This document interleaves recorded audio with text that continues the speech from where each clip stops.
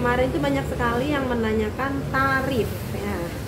Tarif Tasik Bekasi ya. Dan di sini saya juga akan memberikan informasi tarif Pangandaran, Karangpucung, Kawali, Banjar, dan Ciamis.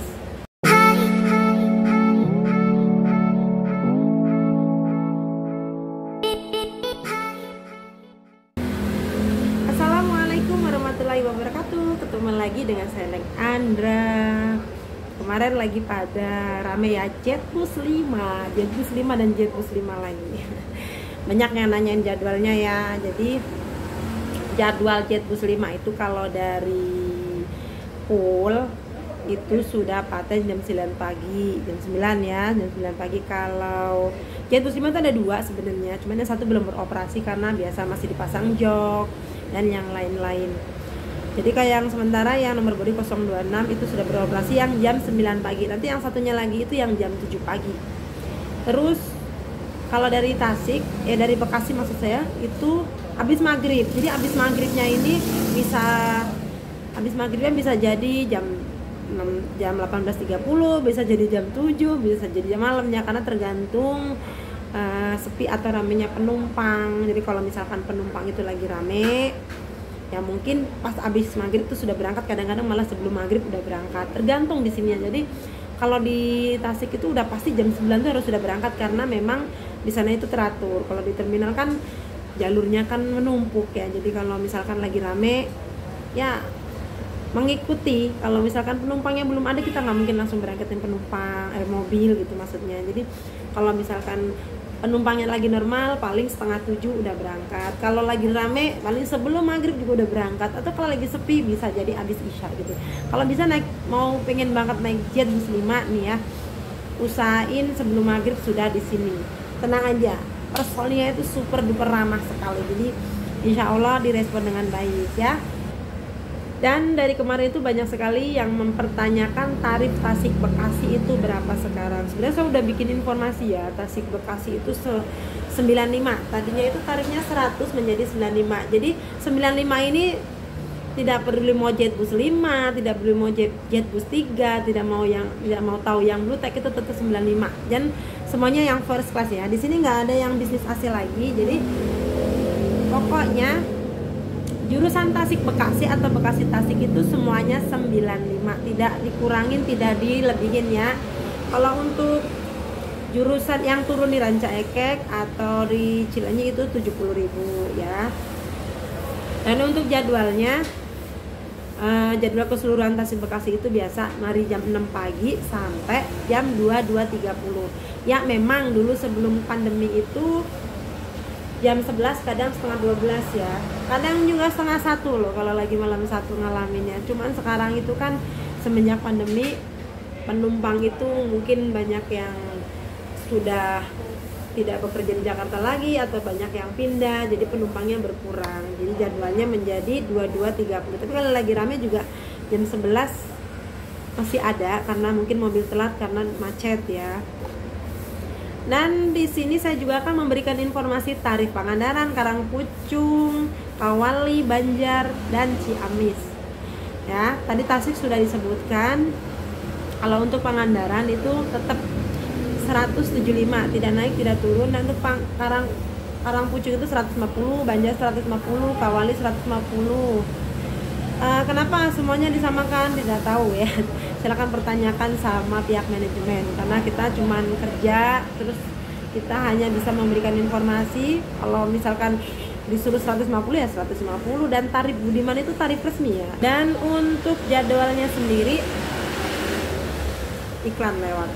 Pangandaran itu pagi sore. Kalau pagi dulu ya, pagi itu jam 6.15 sama setengah 8, kadang jam 8, tapi yang sering itu jam 6.15 sama setengah 8, karena sekarang 2 unit pagi, 2 unit sore ya. Untuk sorenya juga sama, 18.15 sama setengah 8 ya, 19.30. Jadi usahakan sebelum Isya atau sebelum jam 7 itu sudah di terminal ya. Dan untuk Karangpucung itu pagi sore juga, karena sekarang itu ada pengurangan penumpang ya. Jadi cuma dipasang pagi sore 1, kadang 2, kalau misalkan weekend dipasang 2. Jadi Usahakan kalau yang penumpang Karangpucung kalau bisa itu jam 6 sudah di terminal. Mau dia berangkat jam 7, mau berangkat setengah 7, karena kadang-kadang sebelum setengah 7 udah penumpang udah penuh atau udah banyak kita berangkatin gitu ya. Untuk Karangpucung nih, kalau untuk Pangandaran itu kan ada 2 unit. Dan untuk jadwal yang ke Banjar itu ada 3 pilihan, mau naik Pangandaran atau Karangpucung atau Banjar asli. Misalkan Pangandaran Karangpucung mengikuti tadi jadwal yang saya sebutkan tadi. Dan kalau yang mau naik Banjar Patroman asli, silakan yang pagi, berisik ya terminal, pagi jam 8.30 dan sore itu habis asyar jam 15.30. Kalau bisa jam 15 sudah di sini ya. Kadang-kadang jam 3 itu udah berangkat. Untuk Kawali pagi sore jam 7 ya, tidak berubah. Terus untuk Ciamis bisa mengikuti Kawali, Banjar, Pangandaran, Karangpucung. Silakan pilih jadwal yang menurut Anda itu bisa keburu gitu, takutnya Anda macet atau gimana. Misalkan mau ikut Pangandaran nih yang agak siangan, bisa ikut Banjar yang setengah 9, bisa, terserah, tarifnya 125. Dan untuk jadwal yang ada di Google ya, kadang-kadang pada komplain kenapa Pangandaran kan jadwalnya jam 5, kadang-kadang mereka jam 4 udah kesini. Kenapa itu jam 5? Itu jadwal sebelum pandemi ya. Emang sebelum pandemi itu jam 5 Pangandaran Karangpucung itu sudah ada yang berangkat, itu sebelum pandemi. Tapi setelah pandemi ya begitulah, ada bukan pengurangan ya, kita sebenarnya nggak ngurangin penumpang, tapi penumpangnya itu berkurang ya. Mungkin ada yang pindah kerja, ada yang sudah di PHK, dan banyak yang hal yang lainnya ya. Jadi sekarang itu banyak yang komplain, kenapa pemberangkatannya agak sore, kenapa pemberangkatannya agak lama, terus kenapa tarifnya sekarang naik gitu ya. Kita sebenarnya semuanya pengennya kayak dulu ya, tarif murah, banyak yang pulang kampung pula kan, pengen, tapi ya mau bagaimana lagi.